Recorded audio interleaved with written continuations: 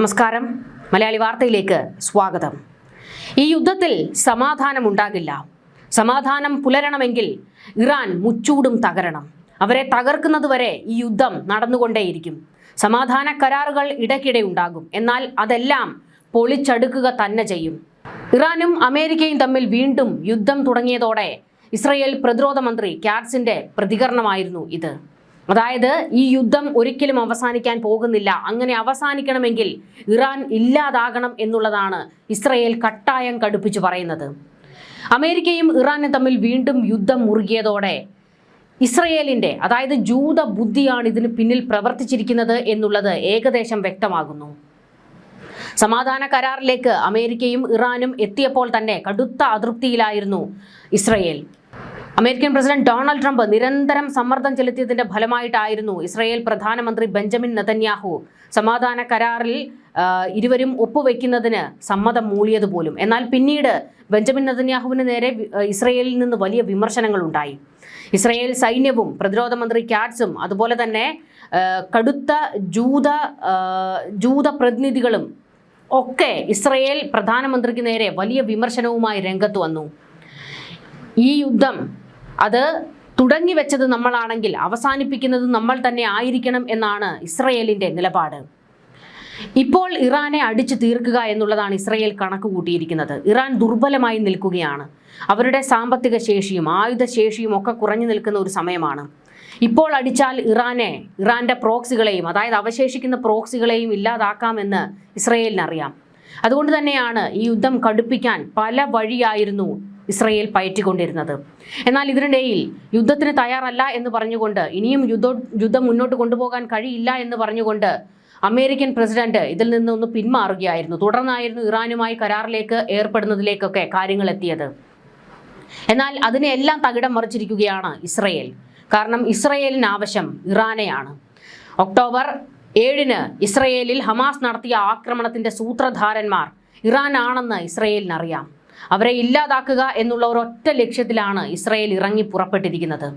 ആ ലക്ഷ്യത്തിലേക്ക് ഞങ്ങൾ എത്തുമെന്നാണ് പ്രതിരോധ മന്ത്രി കാറ്റ്സും പ്രഖ്യാപിച്ചിരിക്കുന്നത്. അമേരിക്കയും ഇറാനും തമ്മിൽ കരാറിൽ ഏർപ്പെട്ടുവെങ്കിലും നിരന്തരം പ്രകോപനം തുടരുന്നുണ്ടായിരുന്നു ഇസ്രയേലിന്റെ ഭാഗത്ത് നിന്ന്. ഇസ്രയേൽ നിരന്തരം ലബനനിലേക്ക് കയറി അടിക്കുകയും ലബനന്റെ തെക്ക് ഭാഗത്തുള്ള ഹിസ്ബുള്ള ഭീകരരെ അടിച്ചു തുരത്തുകയും കൊന്നെറിയുകയും ചെയ്തുകൊണ്ടിരിക്കുകയായിരുന്നു. എന്നാൽ ഇനി ലബനനിൽ ആക്രമണം ഇസ്രയേൽ നടത്തരുതെന്ന് ഇറാൻ അമേരിക്കയോട് സമ്മർദ്ദം ചെലുത്തി.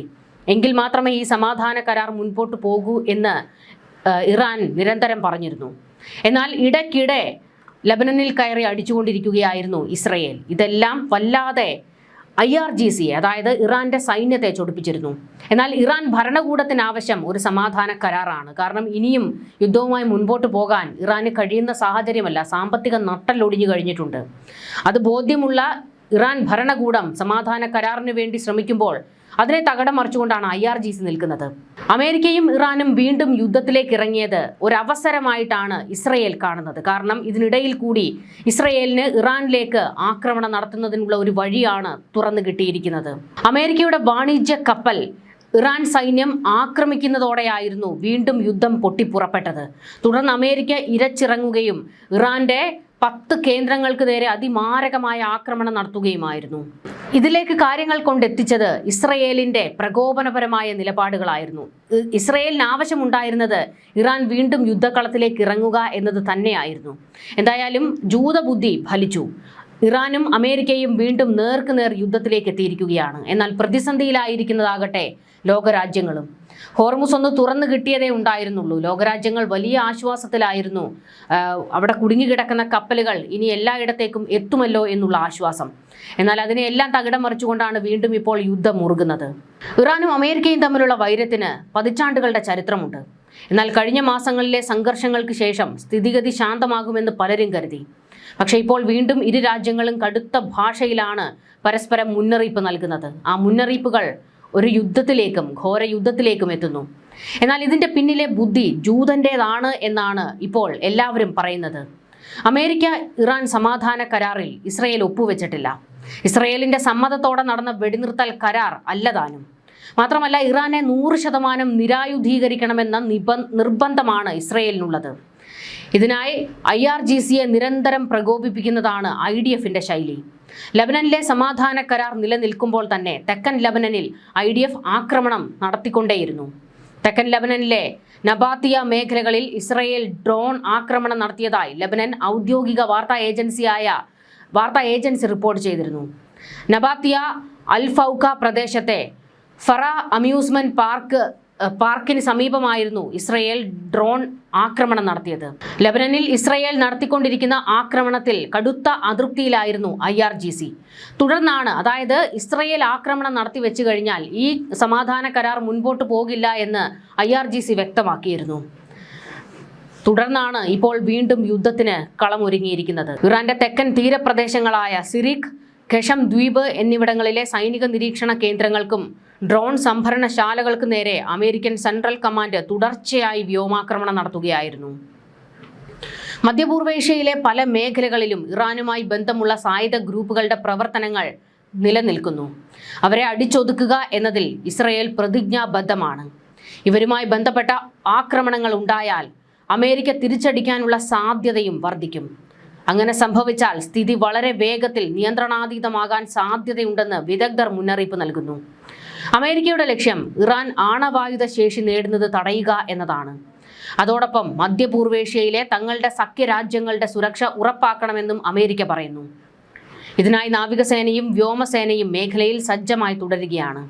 അമേരിക്ക നേരിട്ട് യുദ്ധം ആഗ്രഹിക്കുന്നില്ല എന്ന് പറയുന്നുണ്ടെങ്കിലും സ്വന്തം സൈന്യത്തിനോ സഖ്യകക്ഷികൾക്കോ നേരെ ആക്രമണം ഉണ്ടായാൽ ശക്തമായി പ്രതികരിക്കുമെന്ന് വ്യക്തമാക്കിയിട്ടുണ്ട്. ഹോർമുസ് കടലിടുക്കിൽ രണ്ടാമത്തെ എണ്ണക്കപ്പലിന് നേരെയും ഡ്രോൺ ആക്രമണം ഉണ്ടായെന്ന് ആരോപിച്ചാണ് ഇറാനിലെ വിവിധ ഇടങ്ങളിൽ കഴിഞ്ഞ ദിവസം US സേനയുടെ ആക്രമണം ഉണ്ടായത്. ഇതിനു മറുപടിയായി പശ്ചിമേഷ്യയിലെ US സൈനിക കേന്ദ്രങ്ങൾ ആക്രമിച്ച് ഇറാനും കളത്തിലിറങ്ങി. വെടിനിർത്തൽ ലംഘനം തുടർന്നാൽ ഇറാനെതിരെ കൂടുതൽ ആക്രമണം സംഘടിപ്പിക്കുമെന്ന് ഡൊണാൾഡ് ട്രംപ് പറഞ്ഞു. അങ്ങനെയുണ്ടായാൽ US കേന്ദ്രങ്ങളിൽ നരകം വിതയ്ക്കുമെന്നാണ് ഇറാന്റെ മറുപടി. ഇതോടെ ഇസ്രയേലിന്റെ ആവശ്യം ഇപ്പോൾ നടന്നു കഴിഞ്ഞിരിക്കുകയാണ്. ഒരാഴ്ച മാത്രം ആയുസുള്ള വെടിനിർത്തൽ കരാറിലെ വ്യവസ്ഥകൾ ലംഘിച്ചാൽ വീണ്ടും യുദ്ധം തുടങ്ങുമെന്ന് ഡൊണാൾഡ് ട്രംപ് പറയുമ്പോൾ ഇറാന് മേൽ അഗ്നി വീഴ്ത്തും എന്നാണ് മുന്നറിയിപ്പ്. അമേരിക്ക ഇറാന്റെ ആണവ പദ്ധതി വീണ്ടും സൂക്ഷ്മമായി നിരീക്ഷിക്കുകയാണെന്നും ആവശ്യമായാൽ കൂടുതൽ ഉപരോധങ്ങളും മറ്റ് നടപടികളും സ്വീകരിക്കുമെന്നും വ്യക്തമാക്കിയിട്ടുണ്ട്. അതേസമയം ഇറാൻ പറയുന്നത് തങ്ങൾ സമ്മർദ്ദങ്ങൾക്ക് വഴങ്ങില്ലെന്നും സ്വന്തം സുരക്ഷയും പരമാധികാരവും സംരക്ഷിക്കാൻ ആവശ്യമായ എല്ലാ നടപടികളും സ്വീകരിക്കുമെന്നാണ്. ഇതാണ് ലോകത്തെ വീണ്ടും ആശങ്കയിലാഴ്ത്തുന്നത്. ഇന്നും ഈ തർക്കത്തിന്റെ കേന്ദ്ര ബിന്ദു ഇറാന്റെ ആണവ പദ്ധതിയാണ്. ഇറാൻ പറയുന്നത് തങ്ങളുടെ ആണവ പദ്ധതി സമാധാനപരമായ ആവശ്യങ്ങൾക്ക് വേണ്ടിയാണ് എന്നാണ്.